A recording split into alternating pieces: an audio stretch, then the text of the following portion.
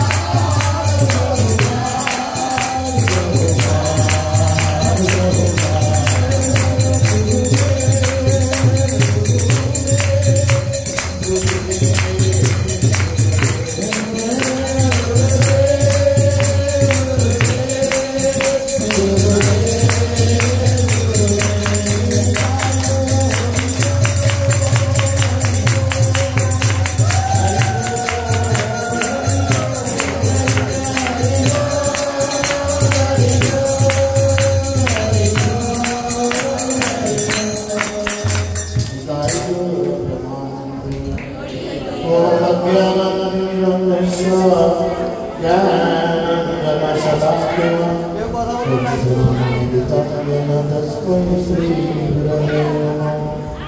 नमः विष्णुपादाय कृष्णपृष्ठाय भूतले श्रीमते जयपताका स्वामिनाथाय। नमो अच्युताय निताय कृपाप्रदाय गौरकथाधामलाय नगरगातारिणे। नमो विष्णुपादाय कृष्णपृष्ठाय भूतले श्रीमते भक्तिवेदान्त स्वामिनिधि नामिने। नमस्ते सरस्वती देवे गौरवाणी प्रचारिणे निर्विशेषशून्यवादे पश्चात्देशकारिणे। जय श्री कृष्ण चैतन्य प्रभु नित्यानंद श्री अद्वैत गदाधर शिवासादि गौर भक्तवृंद। सकले दुई हाथ दिए हरे कृष्णा कृष्णा कृष्णा हरे हरे हरे राम राम राम हरे हरे।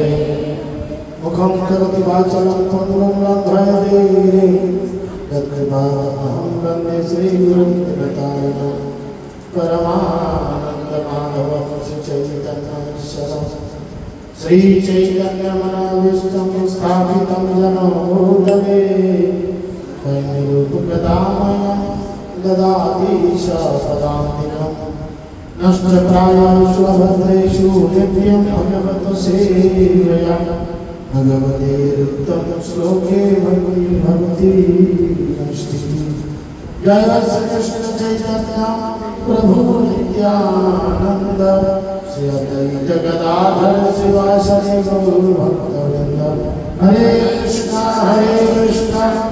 कृष्णा कृष्णा हरे हरे हरे राम राम राम हरे हरे। সকলে কৃপা করে করুন সবাই উদ্ধনি হরে কৃষ্ণ।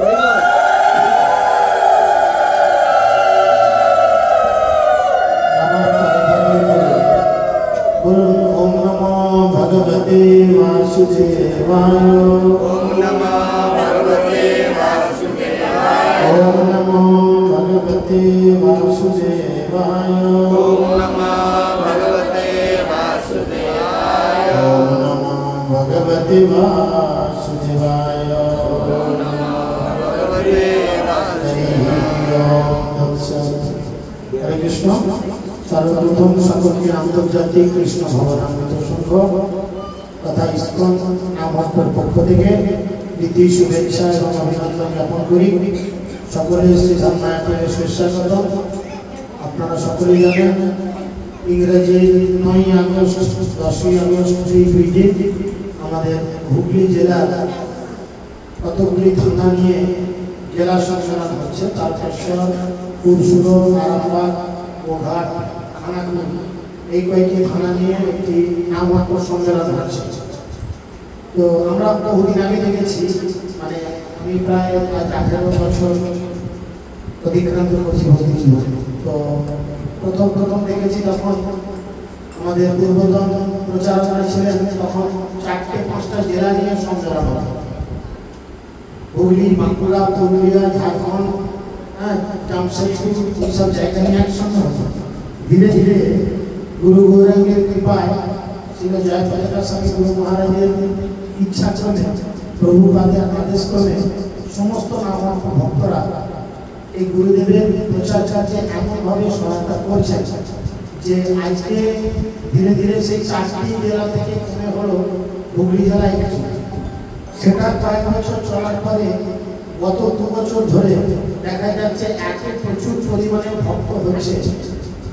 তো হুগলি জেলা একটিতে করে ওঠা যাচ্ছে না, তাই সেই জেলাকে 2 ভাগ করা হচ্ছে। তো গৌতমদের অনেক সুত ভক্ত যারা নিজেদের জীবনকে সফলভাবে ভগবানের প্রচার কার্যে নিয়োজিত করেছে, এবং মহাপ্রভুর সেনাপতি ভক্ত উনি, ওনার স্ত্রী এবং ওনার সঙ্গে যে সমস্ত সহকর্মীরা রয়েছেন তারা সকলেই কিন্তু প্রভুপাদকে বা শ্রী গুরু মহারাজকে প্রচারে সহায়তা করছে। তো এটা খুব সুন্দর একটি প্রচেষ্টা।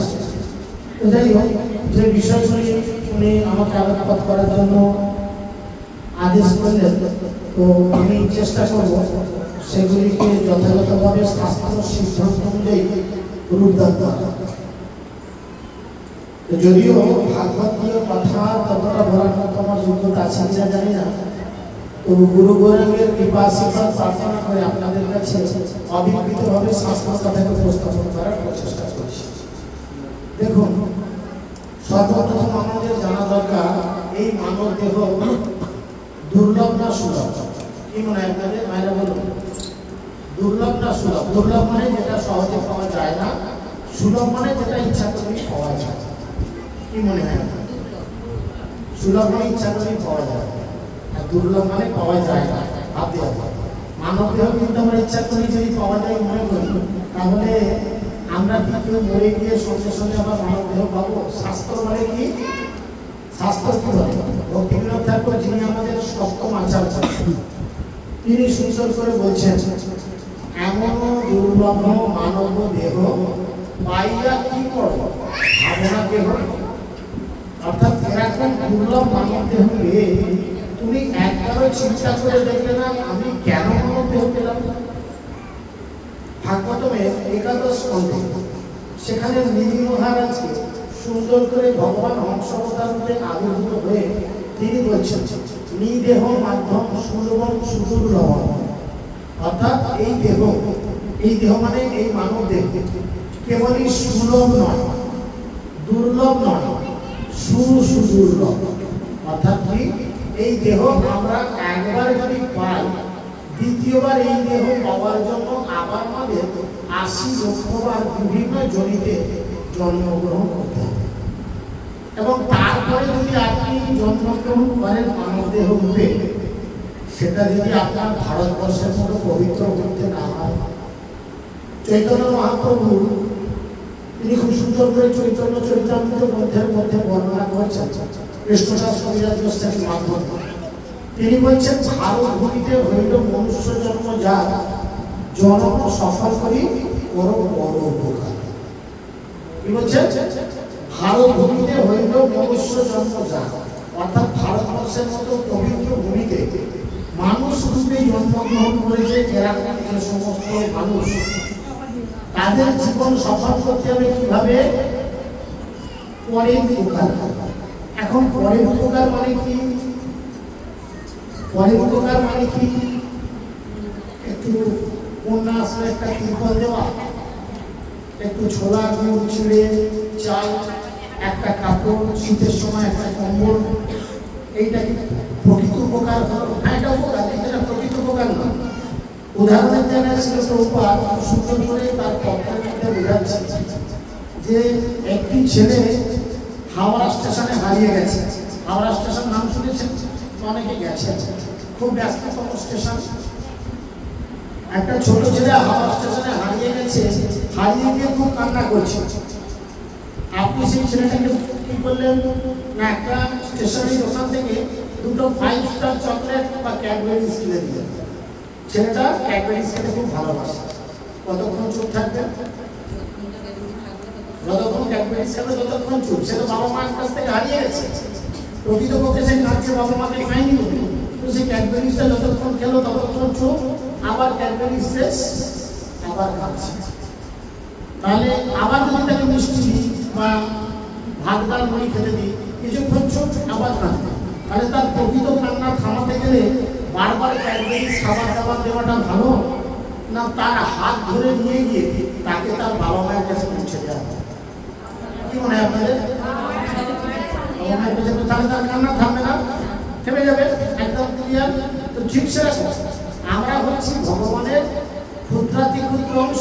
ভগবান শ্রীকৃষ্ণ গীতাতে বলছেন, মামই মানুষ জীবন অল্প জীবভূত সনাতন মনষষ্ঠ ইন্দ্রিয়ানি প্রকৃতি স্থানিক অংশ। এই জড়জগতের জীব এরা হচ্ছে আমার ক্ষুদ্রাতি ক্ষুদ্র অংশ। আমার মানে ভগবান। তাহলে আমরা সবাই ভগবানের ক্ষুদ্রাতি ক্ষুদ্র অংশ, মানে ভগবানের যে গুণাবলী রয়েছে তার অংশ, মানে খুব সামান্য গুণাবলী কিন্তু আমাদের মধ্যেও রয়েছে, প্রত্যেকের মধ্যে রয়েছে, কিন্তু তারপরে আমরা কিন্তু ভগবান, তাই না? আমরা ভগবানের অংশ, তাহলে অংশের কাজ কি? পূর্ণের সেবা করা। তাই আমাদের এই দুর্লভ মানব দেহ আমরা পেয়েছি, বুঝতে পেরেছেন? যদি আমরা ভগবানের না সেবা করে আমরা অন্যান্যের সেবা করে দিন গুজরান করি, কারণ আমাদের প্রকৃত ভাব কি? দাস্য। আমরা কারো না কারো সেবা করব, হয় ভগবানের গোলামি করব, না হলে মায়ার গোলামি করব। আমাদের দাসত্ব করা হচ্ছে ভাব, বুঝতে পেরেছেন? ধরুন আমরা হাতে যন্ত্রটা নিয়েছি, হাতে মোবাইল নিয়ে বিভিন্ন খবর দিচ্ছি, এখানে কি কি হচ্ছে? আমরা দাসত্ব করছি, ভগবানের নয় কিন্তু মোবাইলের বিভিন্ন নিউজের দাসত্ব করছি, তাই না? তাই আমাদের কি হতে হবে? সনাতন গোস্বামী প্রশ্ন করেছিলেন, সনাতন গোস্বামী মহাপ্রভুকে প্রশ্ন করেছিলেন পুরীতে, হে প্রভু, এই জড়জগতের জীবের জাগ্রত দুঃখ, আপনারা দুঃখ পান? দুঃখ পান? কয় রকম দুঃখ পান? 3 রকম দুঃখ পান। খুব সুন্দর। কি কি? দৈবিক, আদিভৌতিক, আধ্যাত্মিক। এই 3 রকম দুঃখ আমরা পাই, তাই না? তাই সনাতন গোস্বামী যখন প্রশ্ন করেছেন, তার উত্তরে মহাপ্রভু বলছেন, জীব নিত্য কৃষ্ণ দাস, জীব নিত্য কৃষ্ণ দাস করিলে এই বিশ্বাস আর তোমার দুঃখ নাই। আমরা যদি মনে ধরে নিতে পারি যে আমাদের প্রকৃত পরিচয়, রিয়েল আইডেন্টিটি আমাদের কি? না, আমরা হচ্ছে নিত্য কৃষ্ণ দাস। তাহলে চাকরের আর কিসের চালাকি আছে? চাকর মালিককে খুশি করবে, এটাই হচ্ছে চাকরের ধর্ম, এটাই প্রকৃত চাকরের ধর্ম। মালিক খুশি হয়ে তাকে যা কিছু পুরস্কার দেবে সেটা মালিকের ধর্ম। সেরকম আমাদের উচিত ভগবানের সেবা করা। এখন দেখুন, ভগবানের সেবা করতে গিয়ে অনেকের ভালো লাগে, অনেকের ভালো লাগে। লরির পিছনে লেখা থাকে দেখবেন, একই সিঁদুর সবাই পরে, কি বলে ঝিলিক মারি করেন নাকি? অনেক বহু করেছি, বলা যাবে না, খুব ভালো বলে একই সিঁদুর সবাই পরে, কপাল বলে ঝিলিক মারি, বলে না? সেরকম এখানে ব্যাপার কি? সেই হরিনাম আমি শুনতে যাচ্ছি, ভক্তদের সঙ্গ করছি, কিন্তু ভক্তদের সঙ্গ করার পরেও বা হরিনাম শ্রবণ করার পরেও হরিনাম শোনার প্রতি আমাদের রুচি জন্মাচ্ছে। রুচি মানে খিদে বাড়ছে।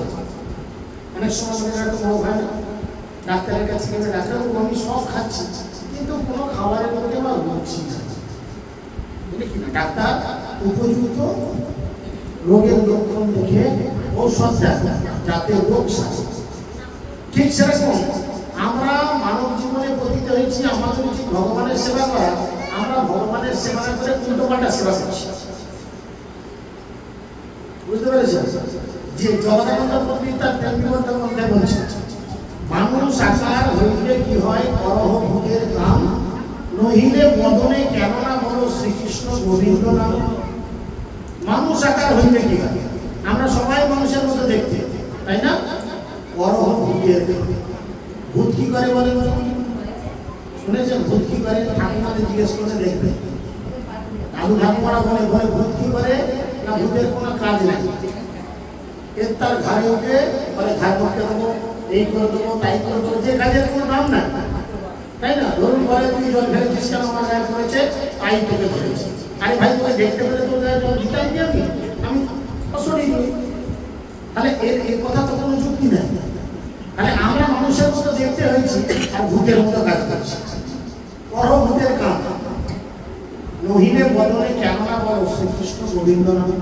সব করবো, মুখে সারাদিন কত কথা বলবো, মোবাইল আসলে কত বকর করবো, নিজেরা হাঁপিয়ে গেলে ঘরেতে একটা বোকা বাক্স থাকে, তার কান বলে দেবো, বলবো তুমি বকো আমি শুনছি, কিন্তু তবু এই মুখ দিয়ে আমরা হরিনাম করবো। যেমন উপযুক্ত ডাক্তারকে দেখালে আমাদের রোগ সেরে যায়, সেরকম শ্রীমদ ভাগবতম, চৈতন্য চরিতামৃত, শ্রীমদ ভাগবত গীতা, চৈতন্য ভাগবত, চৈতন্য মঙ্গল বা সাধুগুরু বৈষ্ণবের উপদেশ, এগুলো হচ্ছে আমাদের মেডিসিন। ভালো করে শুনেন, এই যে একটা আমার কথা শুনেন, এই যে নয়েজি পরিবেশ হচ্ছে না, ডিস্টার্বেন্স তো একটু অমনোযোগী, এটা একটা রোগের লক্ষণ। আজকে সেই রোগের ওষুধ দিতে এসেছি, ভালো করে শুনেন, এই রোগ থেকে বেরোতে পারবে। ভাগবত কি বলছে শোনেন, বলছে যাদের এরকম রোগ হয়, কার কার এরকম রোগ আছে একটু হাত তুলে বলেন। কার কার এরকম রোগ আছে যে বলছে ঠিকই আমার ঠিক ভক্তিটা জমছে না, সবার ভক্তি জমছে কোথাও মনে হচ্ছে, অনেকে লজ্জায় হাত তুলছে, তাই না? বাচ্চাটাকে একটু বাইরে নিয়ে গিয়ে রাখো, অনেকে ডিস্টার্ব হচ্ছে, বাইরে নিয়ে গিয়ে রাখো।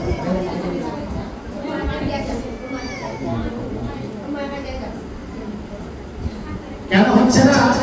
না তিনি বলছেন, সুখদেব গোস্বামী খুব সুন্দর করে ভাগবতমে দ্বিতীয় স্কন্ধে খুব সুন্দর করে দ্বিতীয় স্কন্ধে দিব্য ভাব মন্ত্র সেবায় 16 নম্বর স্কন্ধে বলছেন যে আমাদের কি করে ভক্তিতে রুচি বাড়বে। একটা ছেলে একটা মেয়ের সঙ্গে যখন প্রথম প্রেম করে, প্রথমেই কি একদম মেড ফর ইচ আদার হয়ে যায়? প্রথমে একটু দেখা হয়, একটু একটু কথা হয়, মেসেজ হোয়াটসঅ্যাপ হয়, বাড়িতে যাতায়াত হয়, ইত্যাদি ইত্যাদি ইত্যাদি হতে হতে এক সময় এমন একটা উপরের জন্য পাগল হয়ে যায় যে কেউ কাউকে ছেড়ে থাকতে পারে না। আমরা মনে করি এটাই প্রেম। তো যাই হোক, যদি এটা প্রেম হয় এটা কেন? তো ভগবানের সঙ্গে এরকম অবস্থা আমাদের কখন হবে? যখন আমরা ভগবানকে ছাড়া এক মুহূর্ত থাকতে পারবো। শাস্ত্র বলছে, দিব্যভাব দিব্য সেবায় সুখদেব গোস্বামী খুব সুন্দর করে বলছেন।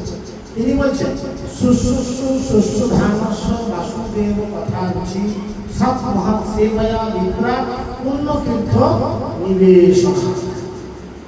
অর্থাৎ কি না, হে ব্রাহ্মণ ঋষিগণ, সব রকমের পাপ থেকে সম্পূর্ণরূপে মুক্ত ভাগবত ভক্তদের সেবা করার ফলে কি হবে? মহৎ সেবা। এই জগতে সব থেকে বড় সেবা কি? সব থেকে বড় সেবা হচ্ছে কি? ভক্ত সেবা, যেটা ভক্তির অধিকার মূল। বুঝেছেন? 3টে ওষুধ দেয় ডাক্তারে, যেমন লিখে দেয় সকালে খালি পেটে একটা গ্যাসের ওষুধ খাও, দুপুরে খাওয়ার আগে সিরাপ খাও, 2 চামচ করে দেখবে খিদে বাড়বে, রাতে শোয়ার সময় একটা ওষুধ চুষে চুষে খাও, শরীর চাঙ্গা থাকে। ঠিক সেরকম সাধু বৈষ্ণব আমাদের প্রেসক্রিপশন দিচ্ছে কি করে আমরা ভক্তিকে স্ট্রং হব, ক্ষমতাবান হব, কি করে আমরা ভক্তিকে ধরে রাখতে পারব। বুঝতে পেরেছি? তিনি বলছেন বৈষ্ণব পদ ধুলিয়ার বৈষ্ণব পদ জল বৈষ্ণব ভুক্তা শেষ। এই 3 সাধনের 3টে জিনিস। কি? বৈষ্ণব পদ ধুলি, বৈষ্ণবের পায়ে ধুলো। 2 নম্বর হচ্ছে বৈষ্ণবের পা ধোয়া জল। 3 নম্বর কি? বৈষ্ণব উচ্ছিষ্ট, মানে বৈষ্ণবের এটো কাটা। এই 3টে হচ্ছে সাধনের। যদি কারো মনে হয় দুর্বল হয়ে গেছি, ভক্তি ঠিক নেই, এই 3টের সঙ্গ বা 3টে যে কোনো একটা সঙ্গ করার ফলে ধীরে ধীরে হৃদয়ের মধ্যে ভক্তি পায়। এখানে বলছে যে শুদ্ধ ভগবান ভক্তদের সেবা করার ফলে কি হয়? আমাদের হৃদয়ের মধ্যে মহৎ কাজ সাধিত হয়। এই ধরনের সেবার ফলে আমাদের কৃষ্ণ কথা শ্রবণে রুচি জন্মায়। বুঝতে পেরেছেন? কখন আমাদের রুচি জন্মাবে? এখন সুখদেব গোস্বামী বলছে বৈষ্ণব সেবা। আমি কলিযুগে বাবা বৈষ্ণব কাকে বলবো? শাস্ত্র বলছে কলিকালে ভক্তি নামে যাহা কিছু চলে, ভাগবত কহে তা পরিপূর্ণ চলে। এই কলিযুগে ভক্তির নাম করে মানুষকে সব থেকে বেশি ঠকানো যায়। এই কলিযুগে মানুষকে ভক্তির নাম করে সব থেকে বেশি ঠকানো যায়। আপনি চিন্তা করেন, সাধু বাবা সেটা বাড়িতে আসলাম, এসে বলে গেলাম কি তাড়াতাড়ি তোমার বাড়িতে বিপদ আছে, এই পাথরে আংটি না নিলে তোমার বাড়িতে বিপদ।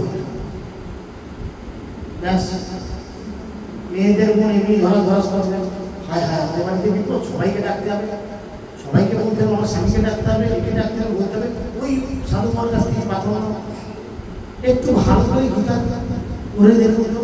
ভগবান নিজে বলছেন এই জগৎ কি রকম? পদম পদম যদ বিপদ। এই জগতে প্রতি পদক্ষেপে বিপদ, এই জগতে প্রতি পদক্ষেপে বিপদ। তাই মহাপ্রভু খুব সুন্দর করে এই বিপদ থেকে আমরা কিভাবে বেরিয়ে আসতে পারি তার নিদর্শন দিয়ে তিনি খুব সুন্দর করে আমাদের সামনে বলছেন যে যদি আমরা চাই, আমরা কে কে চাই যে বিপদ থেকে আমরা বেরোবো, একটু হাত তুলে কি করবো, আমরা এই বিপদ থেকে বেরোতে চাই। খুব ভালো, যদি বিপদ থেকে বেরোতে চান দুই হাত ধরে আমার পরে পরে উচ্চ ঈশ্বরে বলুন, বলুন হরে কৃষ্ণ হরে কৃষ্ণ কৃষ্ণ কৃষ্ণ হরে হরে হরে রাম হরে রাম রাম রাম হরে হরে। মহাপ্রভু তাই আমাদের জন্য এই বিপদ থেকে উদ্ধার পাওয়ার খুব সুন্দর মতো করে চিন্তা ভাবনা দিয়েছেন। চিন্তা ভাবনা ভক্তিবিনোদ ঠাকুর বলছেন কিভাবে তিনি আমাদের কৃপা করেছেন না, তিনি তার কীর্তনের মধ্যে দিয়ে বোঝাচ্ছেন মহাপ্রভু আমাদের কিভাবে কৃপা করছেন। তিনি বলেন উদিল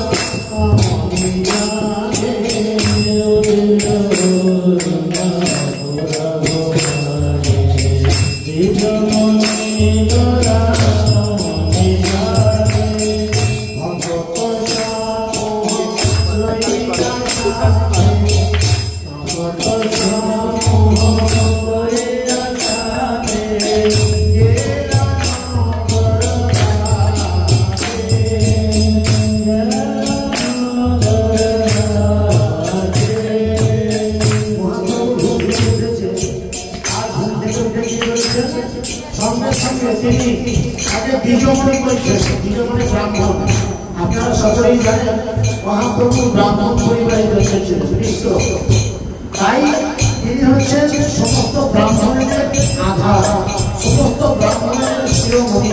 তাই তাকে বলছেন দ্বিজমণি গোরা অমনি জাগে। তিনি ঘুম থেকে উঠেছেন আর উঠে কি করছেন না, তিনি সমস্ত ভক্তদের নিয়ে নগর কীর্তন করছেন। নগর কীর্তনের পরে কি হয়, গাছপালা পশু পক্ষী তারা বলিতে না পারে, তারাও এই নাম শুনিলেই করে।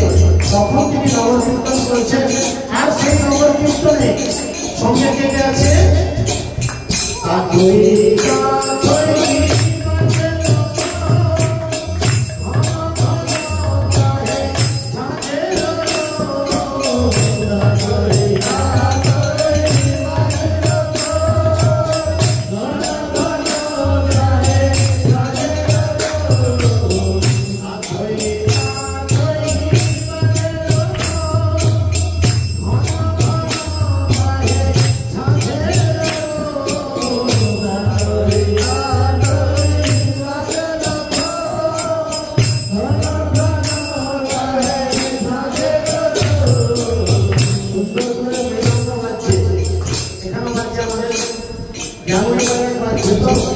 সুন্দর করে মৃদঙ্গ বাজছে, আর কি হচ্ছে ঘন ঘন শ্বাস করতালের আওয়াজ আমাদের হচ্ছে।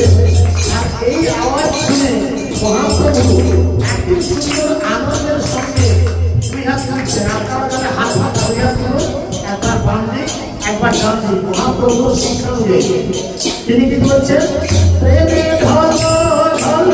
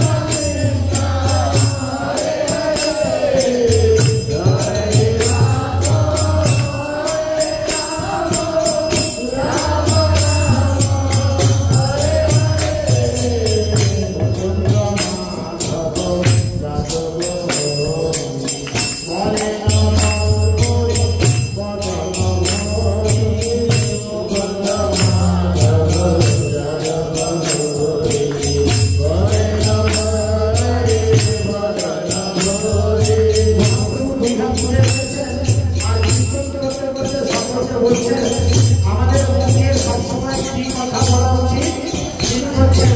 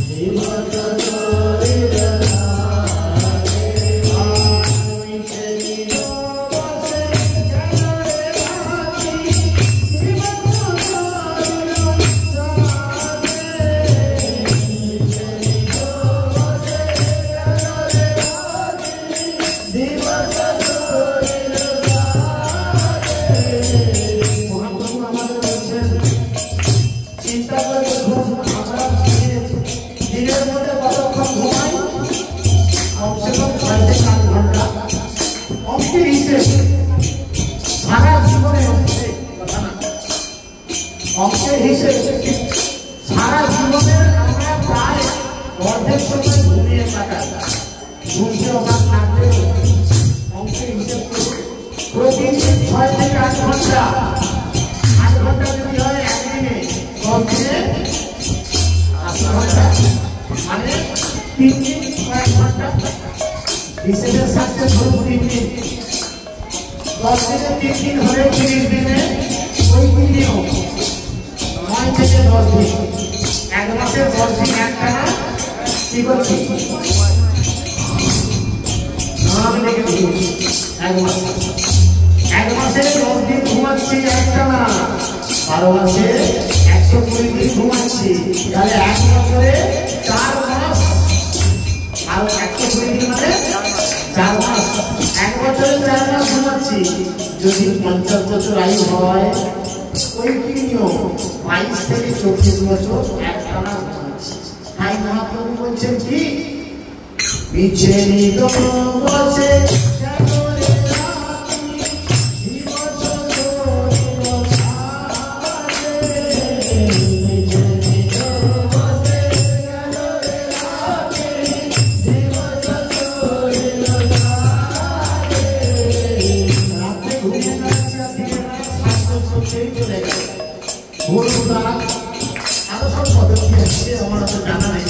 আমাদের ভক্তদেরও আছে ভালো জামা কাপড়, ভালো হেয়ার স্টাইল, ভালো খানা পিনা, কতদিন চলে গেল আমরা এতটুকু ভাবলাম না কি এমন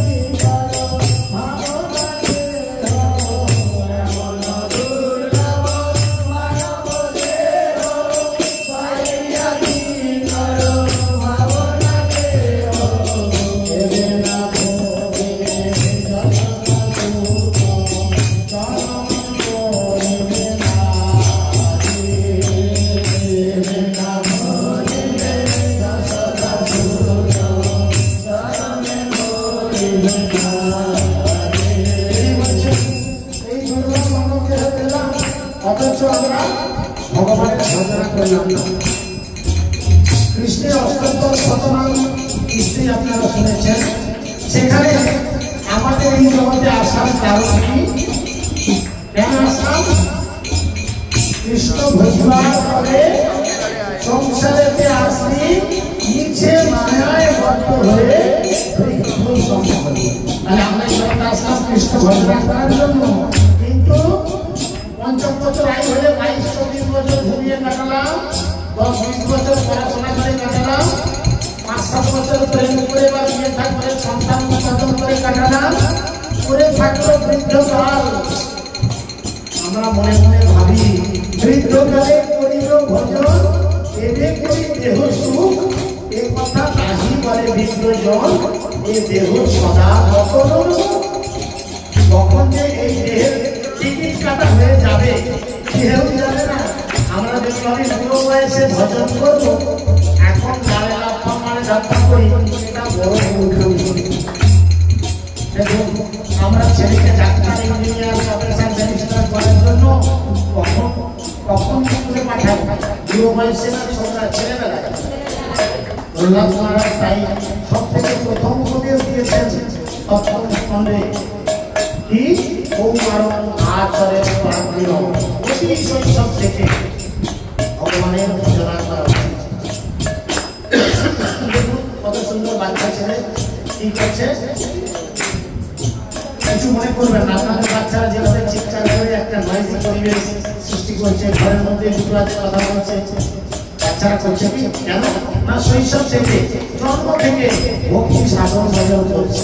এটা প্রহ্লাদ মহারাজ দ্বাদশ মহাজনের অন্যতম একজন, তিনি উপদেশ দিয়েছেন। তাই এখন সময় আছে, মহাপ্রভু সেই কৃপাদান বর্ষণ করছেন, এখনো সময় আছে।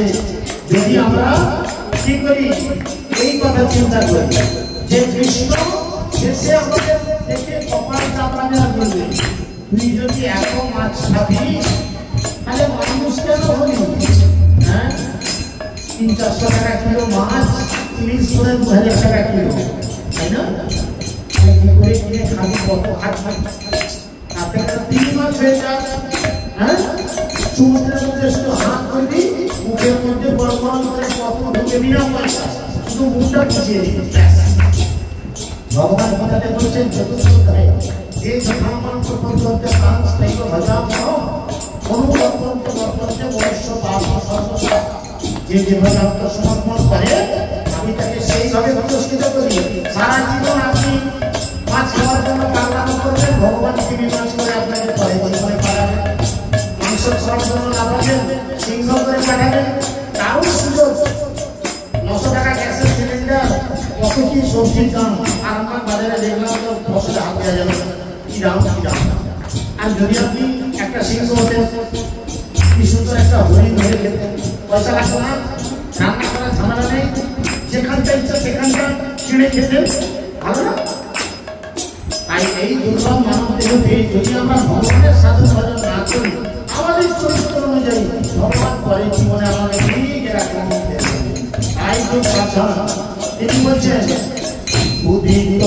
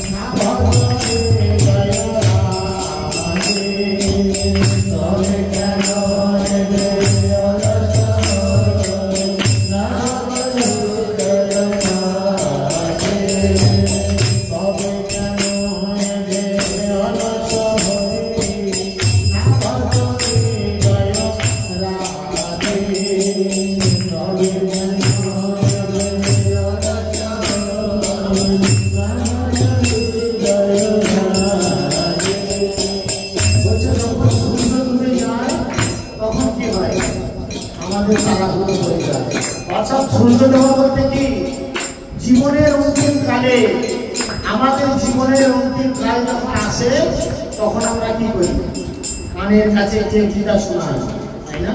দেখবেন বুড়ো মানুষ মরতে চলেছে বা মরে গেছে, শ্মশানে তাকে দাহ করা হয়ে গেছে, আর একটা লাল কাপড়ে মুড়ে গীতাকে নিয়ে গিয়ে সেই মরার চিতার উপরে দিয়ে, আরে বেঁচে থেকে গীতার মানিকে গীতার বিদ্যাকে নিজের হৃদয়ে ধারণ করা উচিত, মরে গিয়ে তার ওই গীতার উপরে দিয়ে কি না, তাই না? দেখবেন মরার সময় বলে গঙ্গার দিকে পান, শাস্ত্রে বলে শ্মশানে বেলা কৃষ্ণ ভজে কৃষ্ণ আসে, দুপুর বেলা কৃষ্ণ ভজে কৃষ্ণ আসে বা না আসে, সন্ধ্যাবেলা কৃষ্ণ ভজে জমের ত্রাসে। বুঝেছেন? সকালবেলা মানে কোন শৈশব থেকে, জীবনের শুরু থেকে যদি আপনি কৃষ্ণ ভজনা করেন অবশ্যই আপনি কৃষ্ণের দর্শন পাবেন। আর যদি এই দিন আপনার জীবনে একবার ঘটে যায়, ভক্তিবিনোদ ঠাকুর বলছেন জন্ম সফল তার জীবনে একবার কৃষ্ণ দর্শন হইয়াছে যাহার, বিকশিয়া হৃদয়ন করি কৃষ্ণ দর্শন ছাড়ে জীব চিত্তের বিকার। আমাদের চিত্ত বিকারগ্রস্ত হয়ে আছে, তাই আমরা ভাবি আমরা কেউ পুরুষ, আমরা কেউ মহিলা, আমি সুন্দরী, আমি কুৎসিত, আমি ডাক্তার, আমি ইঞ্জিনিয়ার, আমি প্রফেসর, আমি জমিদার, আমি রাজা, আমি উকিল। এই যখন ইন্দ্রিয়ের এই বিকারগ্রস্ত অবস্থা চলে যাবে তখন আমরা নিজেদের পরিচয় পাবো। মহাপ্রভু বলছেন, মহাপ্রভু খুব সুন্দর করে স্বরূপ দামোদরের কাছে বলছেন, নীলাচল পরিধামে অবস্থানকালে তিনি বলছেন পিশাচি পাইলে যথা মতিচ্ছন্ন হয়, মায়াগ্রস্ত জীবের হয় সেই ভাব উদয়। পিশাচি মানে ভূতে পেলে মানুষের যেমন অবস্থা হয়, মায়াগ্রস্ত জীবের হয় সেই ভাব উদয়। আজকে যে সন্তানটাকে কোলে নিয়ে বলছি আমার ছেলে, আমার ছেলে, আমার কোলে কত আদর করছি, জানি কি এই কোলের ছেলেটা পূর্ব জীবনে একটা ব্রয়লার মুরগি ছিল, আর আমি তাকে তখন পিস পিস করে কেটে রান্না করে খেয়েছি। কোনো গ্যারান্টি আছে? কেউ বলতে পারবে? সে জানানোর জন্য আপনার সন্তান হয়ে জন্ম নিয়েছে, সেই প্রতিশোধ আপনি পুরো হবেন তখন আপনাকে ছেড়ে গিয়েছে। কোনো গ্যারান্টি আছে? দেখিয়েছিলাম। তাহলে এগুলো মায়াতে পড়ে আছে, মিথ্যে মায়ার বসে যাচ্ছ, বেশে খাচ্ছ, হব।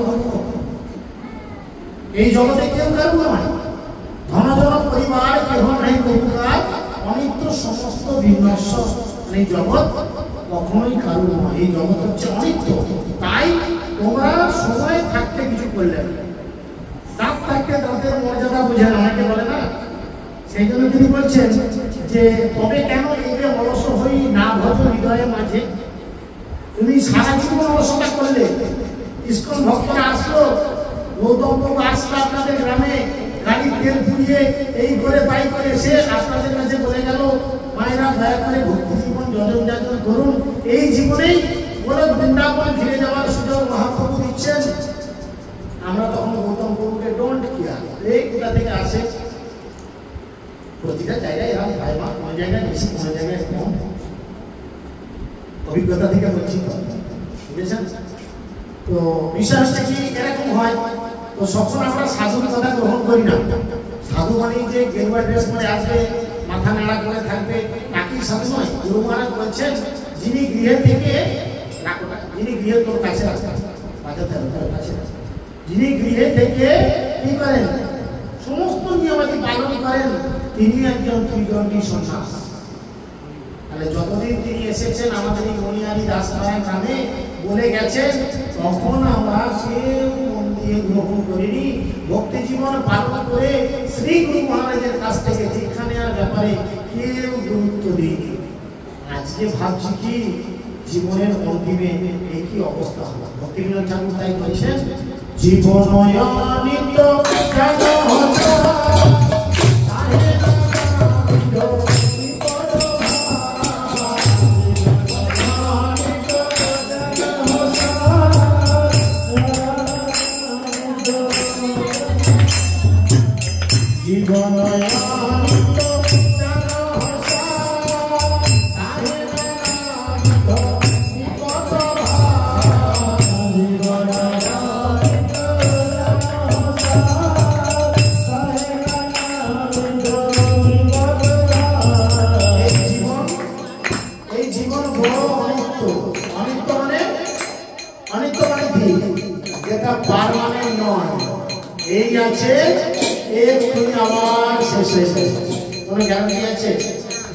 নিঃশ্বাসটা এখন টানছেন, পরের নিঃশ্বাসটা আপনি ছাড়তে পারবেন।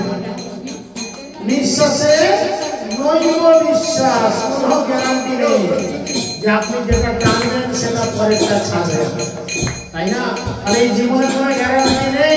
তার উপরে জীবনে কি রয়েছে, নানা বিপদের কথা, তাই না? প্রথমেই আমি আরম্ভ করলাম, যখন বললাম প্রথম এই জগৎ হচ্ছে বিপদে ভরা, সব সময় বিপদ বিপদ আর বিপদ। তাই রবীন্দ্রনাথ ঠাকুর বলছেন মহাপ্রভু আমাদেরকে নিয়েছেন এই বিপদ থেকে উদ্ধার পাওয়ার জন্য। নাম আশ্রয় করি যতনে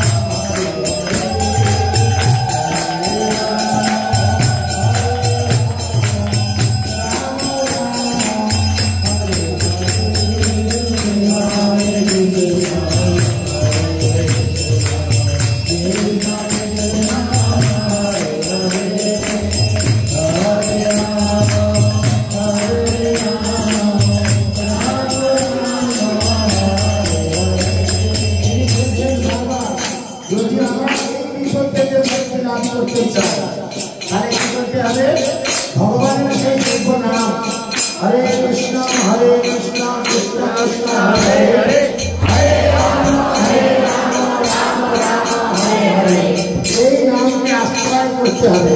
আর যদি আপনি সঠিক পন্থায় বা সঠিক পদ্ধতিতে এই নামকে আশ্রয় করেন তাহলে তিনি কি বলছেন জগতের কল্যাণ অটোমেটিক্যালি হবে। কিভাবে হবে? জীবের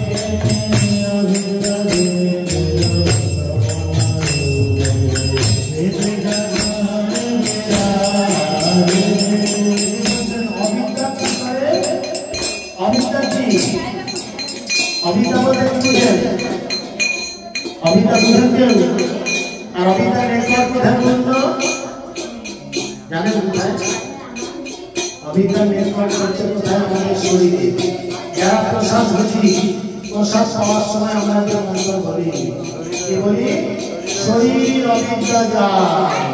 এই শরীর হচ্ছে সমস্ত অবিদ্যার জাল। তাই সমস্ত অবিদ্যা থেকে আমরা মুক্ত হব কখন?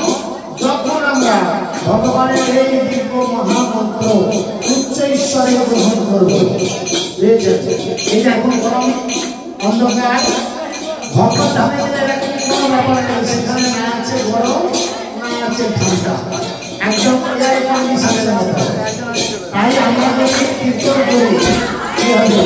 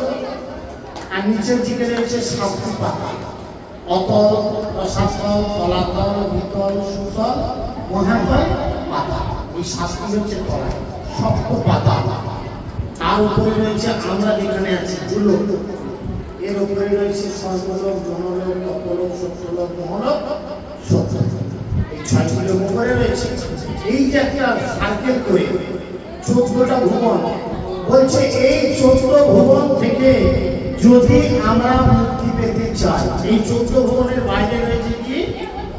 14 ভুবনের বাইরে কি আছে? বৈকুণ্ঠের দ্বারখানা। সৃষ্টিলীলা আমাদের খুব ভালো করে জানতে হবে। এই 14 ভুবনের বাইরে রয়েছে বৈকুণ্ঠের দ্বারখায়, তারপরে রয়েছে কি? প্রথম আছে বৈকুণ্ঠ, যেখানে লক্ষ্মীনারায়ণের বাস। বৈকুণ্ঠের পরে আছে অযোধ্যা, বৃন্দাবন সমাস, অযোধ্যা যেখানে রামচন্দ্র মা সীতার বাস। তারপরে রয়েছে দ্বিতীয় চতুর্ভুজ, তারপরে রয়েছে প্রথম চতুর্ভুজ, শেষ আছে সেই জায়গা গোলক বৃন্দাবন, যেখানে আমরা যেতে পারবো কিন্তু বর্ধমান গাড়িতে না, আরামবাগ গাড়িতে না, নিজেদের প্রাইভেট গাড়িতে না, গুরুদেবের হাত ধরতে হবে। আর গুরুদেব আমাদের সেই চৌকার কান্ডারি হয়ে সেই জায়গায় পৌঁছে। আর যদি আমরা কি করি, গুরুদেবের সাথে ভজন কীর্তনের সহায়তা পরিবারী যারা করি, এটা সঠিক ব্যক্তি, সঠিক ব্যক্তিকে বাঁচতে হবে। যার কথা শুনলে, যার কীর্তন শুনলে, যার সঙ্গ করলে সত্যি আমার হৃদয় পরিবর্তন হয়, সেই ব্যক্তিকে শাসন করে যাবে। তাই তিনি বলছেন এই চৈত্রভুবন থেকে মুক্তির একমাত্র উপায় কি? নাম বিনায়া নাহি করা